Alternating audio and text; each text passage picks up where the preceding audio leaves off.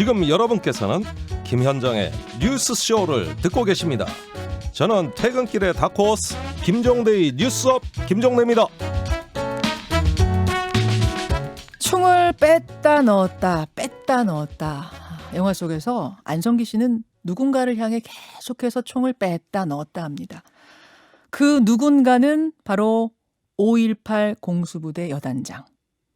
반성 없이 호의호식하는 이들에게 복수를 하겠다는 거죠. 영화 아들의 이름으로의 줄거리입니다. 다음 주에 개봉을 하는데요. 5.18 영화입니다. 근데 아주 특이하게도 5.18의 시가전이라든지 뭐 이런 장면은 없어요. 독특하죠? 배우 안성기, 윤유선, 박근형 이런 연기파 배우들의 내면의 심리 연기도 아주 기막힙니다. 자, 오늘 화제의 인터뷰 이 영화의 배우와 감독을 초대했습니다. 이정국 감독, 윤유선 배우 어서 오십시오. 안녕하세요. 반갑습니다. 먼저 윤유선 씨 안녕하세요. 네, 초대해 주셔서 감사합니다. 제가 너무 좋아하는 배우. 감사합니다. 와, 이 친근함이 느껴지면서도 그 심리 연기를 할 때 그 빠져드는 그 느낌 있죠, 감독님? 예. 제가 예전에 이제 두 여자 이야기 영화 할 때 이제 처음 만나가지고. 두 여자 이야기. 예. 97년도예요. 예. 94년도예요. 그렇죠. 네네. 아. 그 인연이 아직까지 지금 지속되고 있습니다. 인연으로 이번 영화도 함께 맞아요. 하신 거라고. 네네네. 무조건 윤유선 씨한테 이 캐릭터를 맞췄습니다. 아예 윤유선이란 배우를 생각하면서 예. 각본을 쓰신 원래는 거예요? 좀 더 나이가 있는 여자여야 되는데, 예. 윤유선 씨에게 해야 되는데, 근데 결과적으로는 예. 덕분에 캐릭터가 더 좋아졌습니다. 윤유선이라는 배우를 아예 상정해 놓고 각본을 예. 감독님 직접 쓰셨거든요. 예. 쓰셨단 말씀. 지금 말씀하고 계시는 분이 이제 이정국 감독. 대중적으로 제일 유명한 작품이 뭔가 봤더니 편지. 예, 그렇습니다. 네. 최진실, 박신양 나왔던 와. 편지였습니다. 저 그거 보면서 엄청 울었거든요. 예. 그 감독님이시군요. 그렇죠. 그걸 보고 울었다고 저한테 말해주신 분들은 좀 연배가 다 있으신데 요즘 학생들은 잘 몰라요. 저는 많이 울었습니다. 아유, 고맙습니다. 그 감독이세요. 그 감독. 일단 아직 개봉 전이긴 합니다만은 저는 시사를 미리 할 수 있게 해주셔가지고 미리 봤습니다. 재밌게 보셨어요? 저는 제가 일부러 오늘 인터뷰하다가 스포일러를 할까봐 뒤는 살짝 안 봤어요. 뒤는 네. 살짝 안 보고 앞에 그러니까 중간에 후반부까지 봤는데 너무 좋더라고요. 네, 예. 감사합니다. 그게 제가 막연히 생각했던 5.18 영화 그 느낌과 달랐거든요, 감독님. 예. 줄거리를 좀 직접 소개해 주시죠, 짧게. 이 영화는 네, 한 우울증에 걸린 대리운전기사, 즉 안성기 씨가 연기하는데 네. 이제 그분이 5.18 피해자분들을 대신해서 복수를 시도하는 영화입니다. 와, 이게 네. 요 설정이 우리가 기존의 5.18 영화랑 너무 다르잖아요. 맞아요. 지금 저희가 포스터를 유튜브와 레인보우를 통해 보여드리고 있습니다. 이제 안성기 씨가 그 복수를 하러 다니는 그 남성으로 나옵니다.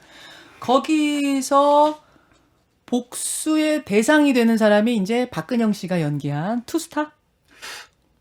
거기서는 이제 그분도 있지만은 그분이 항상 언급하는 각하라는 분이 계십니다. 박근형 씨와 그 각하가 되는 것이고 예. 윤유선 씨는 결심을 결정적으로 굳히게 되는 어떤 그런 계기가 되는 인물. 그렇게 설명하면 되나요? 글쎄요. 결정적인 계기까지 될지는 모르겠으나 아마 마음을 움직이는 어떤 그 아픔을 좀 더 공감하게 되는 안성기 선생님이 아픔을 공감하게 되는 그런 어떤 도화선이 되는 역할이 아닐까 싶어요. 네. 아까 감독님께서 아예 이 역할은 윤유선이라는 배우를 상정해 놓고 썼다고 하셨는데 그 얘기를 처음 듣고 좀 망설이진 않으셨어요? 아니, 지금 제가 처음 이야기하는 겁니다. 오늘 이 자리에서 지금 고백하시는 거예요? 예. 감사합니다. 아니요, 전혀 망설이지 않았고요. 네. 작품이 너무 좋았고 사실 이게 너무 아픈 얘기잖아요. 아픈 얘기죠. 아픈 얘기고 어쩌면 이것 때문에 우리가 너무 많은 5.18 때문에 많은 갈등, 나님이 더 이렇게 깊어진 것 같은데 네. 저는 이제 그 광주에서 아픔을 겪은 이제 뭐 피해자의 유가족의 그 제2차 피해를 입은 가족을 역할을 했는데 사실 영화처럼 저희도 뭐 직접 복수를 하거나 저는 그런 복수를 좋아하는 성격은 전혀 아니고 복수를 전혀 할 수 없는 성격인데 이분들도 그러신 것 같아요. 근데 이분들이 직접 한다는 건 말이 안 되잖아요. 근데 그 아픔을 좀 위로해드릴 수 있었으면 좋겠다 싶어가지고, 예. 뭐 그리고 저는 감독님에 대한 신뢰가 워낙 있고, 예, 예. 예. 그래서 얼른 하겠다고 했죠. 얼른 하겠다. 자, 윤유선 씨는 그렇고, 이제 복수에 나서는 주인공 안성기 씨 같은 경우는 예. 제가 얘기를 좀 들어보니까 제작비가 부족해서 안성기 씨 역을 좀 무명 배우한테 이제 뭐 캐스팅을 부탁해야지 하고 있는 와중에 용기를 내서 마지막으로 한번 말이나 붙여보자 이러고 보내셨다는 게 사실이에요? 예. 뭐 무명 배우는 아니고요. 나름대로 이름은 있지만 이제 제 친구였어요. 이제 연기자인데. 예. 근데 마침 다행히 그 친구가 다른 작품들 좀 바쁘다고 그러더라고요. 예. 그래서- 다행히. 예, 다행히. 다행히. 그래가지고 그럼 이제 누구를 구하지? 그러다가 누군가가 안성기 선배가 하면 딱 좋긴 한데 근데 지금 사실 감히 생각을 못했어요. 워낙 예산이 그분 캐런티도 안 되는 예산인데 그래서 믿자 본전이다 그래 시나리오 한번 보내나 보자 하고 딱 보냈는데 바로 다음날 전화가 오셨더라고요. 직접.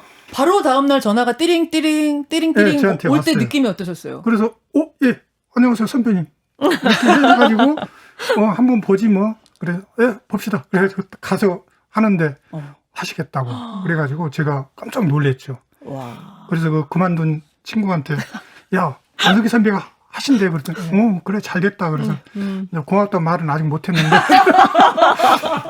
너무 친한 친구라 네. 어쨌든 안성기 선배가 이 시나리오에 굉장히 공감을 하시고 아까 그 이제 반전 그 스포일러 때는 이제 영화를 끝까지 못 보셨다 그랬는데 혹시라도 그럴 뭐가 있을까봐. 안성기 선배가 혹시라도. 그 영화를 보다가 그 반전에 너무 놀라셨대요.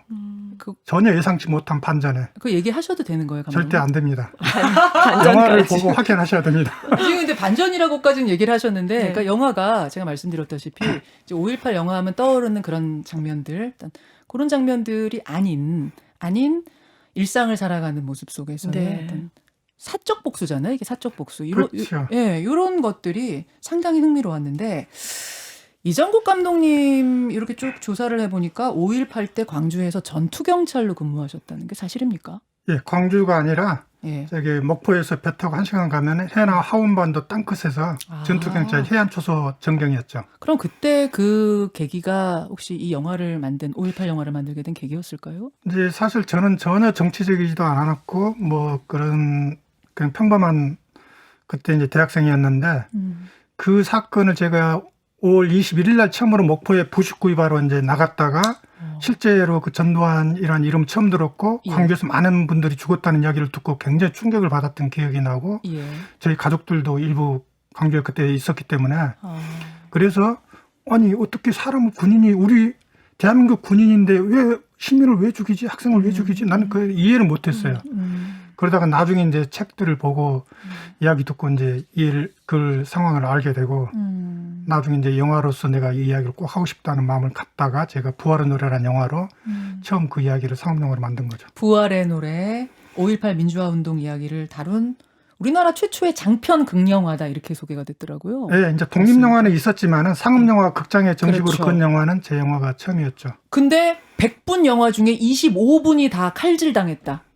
예, 그 당시에 이제 노태우 정권이었기 때문에 그것을 어떻게든 개봉 못하게 하려고 이제 심의해서 25분을 잘랐기 때문에 개봉하지 말란 거죠.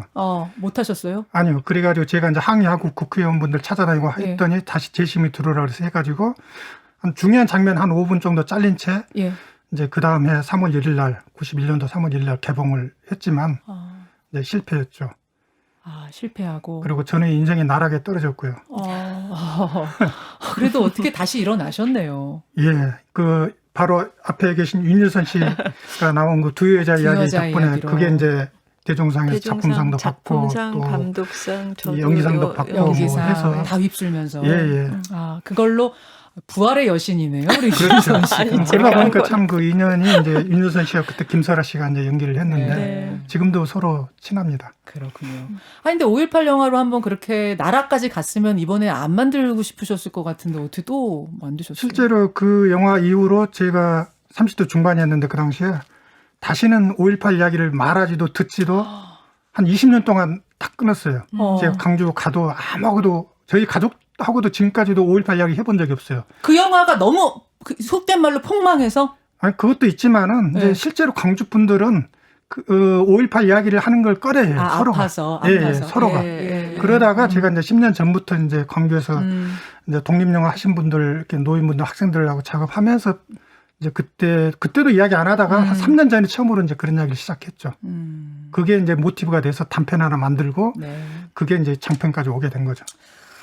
아, 윤선 씨 그 극 중에서 하나하나 연기하는 모습들, 또 대사들 보면 찡한 것들이 많아요. 물론 거기서 윤유선 씨는 피해자지만 우리가 생각하는 5.18 피해자 하면 떠오르는 그런 딱 선입견 같은 게 있는데 거기서 윤유선 씨 역할은 그렇진 않아요. 네. 이제 억척스러운 녀석. 그렇죠?